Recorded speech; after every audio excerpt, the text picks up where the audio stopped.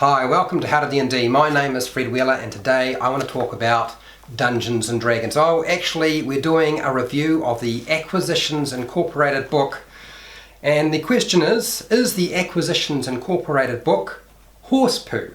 And I think it pretty much is one of the most appalling books I have come across so far from Wizards of the Coast. Simon's with me today. He's going to give you his rundown, but first I'm going to spiel out all of the things that I have to say about this thing. So this is basically a campaign book for Acquisitions Incorporated. If you're running a campaign where it's going to be taking place in that world where there's Acquisitions Incorporated involved and the players at your table like that idea and you as the Dungeon Master like that idea, fantastic. If you're a Dungeon Master and want to take elements of this book and incorporate it into your own campaign, you will probably find very little. I honestly did not like the book in the slightest. Usually with any book they put out, there's something I can take and utilize. In this case, no, there isn't. I didn't like the artwork.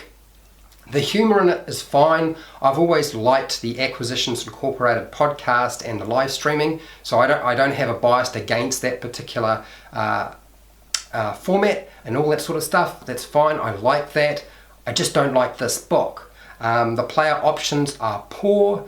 A lot of them, even if you liked them as a player, you'd struggle to find a Dungeon Master who would allow you to incorporate them into their game because of the way they are structured and the way they are sort of flavoured.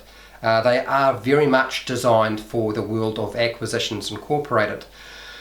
Okay, so normally I would also be able to take parts of the adventure in this book and utilise it, cannibalise it for my own games.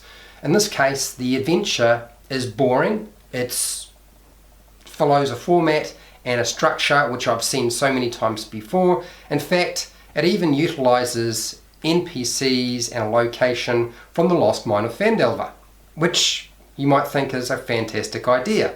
Phandalin, let's do that. But I'm sorry, I've had enough. I've already done the Lost Mine of Phandelver. I don't need more of it. There's nothing there I can use. There's nothing even remotely interesting whatsoever.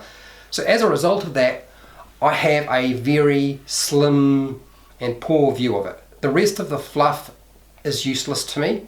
There were two things in here that I thought sort of stuck out for me that I liked. At the very end of the book, there is the battle balloon, and there's also the mechanical beholder, which you can drive around and use. All of which are highly overpowered and so forth, and certainly will break your game and give your players a huge advantage. I don't actually have an issue with that. I think they are really fun. There's the keg robots that pee alcohol, which I thought was hugely entertaining, but none of the other stat blocks there are usually going to be used by me because they're not really monsters you can utilize. So my view is, yes, it is horse poo. What do you think, Simon? I found actually the artwork one of the most disappointing sort of things because it's got this cartoony artwork, and one of the artworks in here, they're kind of like little cartoon pictures, half of them, and I didn't actually like the humour of the book. I found it not very funny and slightly annoying. When I'm reading a book about rules or things, I don't really need these pathetic efforts of humour scattered throughout it, and I just didn't find it funny, so I found that really irritating. I've gone through some of the spells because I was sort of interested in the spells and the background, and some of these spells are really I don't understand quite why they're written. Some of them seemed really good, like there's a spell here, Gift of the Gab, which seems great, and it's, have you ever been talking to the local monarch and accidentally mentioned how their son looks like a favourite hog from where you've been growing up on the family farm, blah blah blah, and when you cast a spell you skillfully reshape the memories of listeners in your immediate area so each creature forgets everything you said within the last 6 seconds. And I thought, oh, that's great. If you kind of like make a mistake when you're talking to the king, then you can cast this spell. It's a second level spell, and you can kind of correct what you're planning to say. But then sadly it says that it only works with each creature of your choice within 5 feet of you. And if you're talking to the king, there's no way you're going to be standing within 5 foot of any king. And in fact, usually the only people who are within 5 foot of you when you're talking to some sort of important dignitary is the rest of the party. So I guess this has a vague use that you could negotiate with the king that the entire party gets awarded 1,000 gold for the mission, and then cast this spell and announce that the party agrees for 1,000 gold, and then you can pocket the difference or something. But apart from that, I can't see any point in it. And there's another spell, Incite Greed, which is a 3rd level enchantment. It's a wisdom save, and it's a saving throw. Will be charmed until the spell ends, or until your companions do anything harmful to any of the people within 30 foot of you.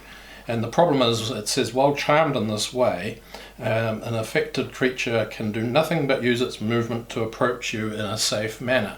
So you're the wizard, and you cast this spell, and all of a sudden all the monsters start coming towards you, and they stop when they're next to you, and every round they get a saving throw. So basically what you do with this spell, if you're a wizard, is you surround yourself with lots of monsters, and then when they succeed finally on their wisdom saving throw, they'll be able to beat you up, which seems utterly pointless to me when there's a third level spells which have a wisdom save or be enchanted like Hypnotic Pattern, and they don't get another save for it.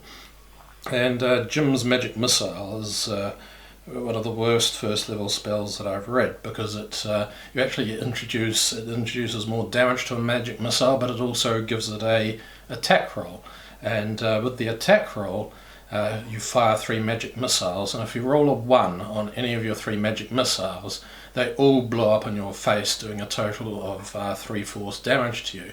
And this might not sound like a huge amount of damage, but if you're a wizard, you might well be concentrating on something. So you're going to take damage, you're going to have to make a concentration save, and then you might lose the spell which you're concentrating on. So I really can't see the point of that. I've looked in the spell online, and you'll find people talking about how it's great if you've got elven accuracy, or if you're a halfling and you're lucky and you can re-roll your 1s.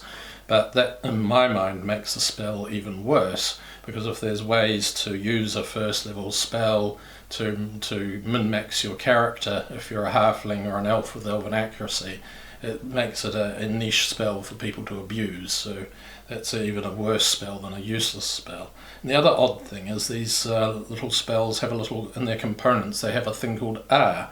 And it took me a little while to work out what this stood for, but there's actually a little box here on the top right of the page, and it talks about a royalty component. And every time you cast one of these spells, it finds you a certain amount of gold, which disappears from your character.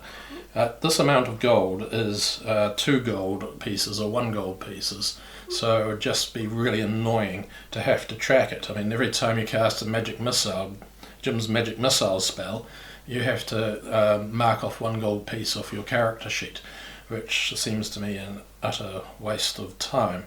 But you can also attempt a DC 15 Intelligence Arcana check while casting a spell with a royalty component, and on a successful check, the payment is taken from a random creature within 10 feet of the caster without that creature's knowledge.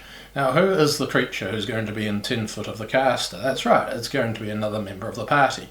So you're going to succeed on your check and then annoy the person sitting next to you, because instead of you having to alter your character sheet to deduct 1 gold piece off, they have to. So I can see that this would not be a very good concept to introduce at the table. So, yeah. So overall, it's I find it very poor. They also introduced a new race. Oh, don't even go there. Strangest don't race even ever. go there. Oh, gee. There they are there, and this is all the same race. And you'll notice there's a little one and a big one, and that's because your character starts off small-sized, and then when your character hits 5th level, it then bizarrely grows up to being a medium-sized character. And I can't actually see any rules which talk about your gear resizing. So 1 second you're a small character, you're running around and maybe your small suit of chain mail or something. The next minute you're a medium character and none of your clothes fit anymore. So that does not seem a very good concept to me at all. Okay, so not a good book. I would say this book is horse poo, and don't buy it. Go buy any other book that Wizards of the Coast has put out, but not this one. Okay, if you found this useful and helpful, fantastic. I have hundreds of videos for players and dungeon masters, which you are welcome to go and check out. If you want to support the channel, I have a Patreon page, have affiliate links to the book depository and Amazon. Don't buy this book from one of my affiliate links. And I also have a merchandise shelf underneath my video. Make sure to share, like and subscribe. Hit the bell button to be notified when I go live and when I publish new videos. And Simon, thank you very much. That's all right. I'd just like to say that if you're ever tempted to buy this book, how about instead giving the money to Fred, because it'll make at least one person a lot happier, because you will not become happier through buying this book. You'll be quite angry, in fact. And till next time, keep rolling those 20s.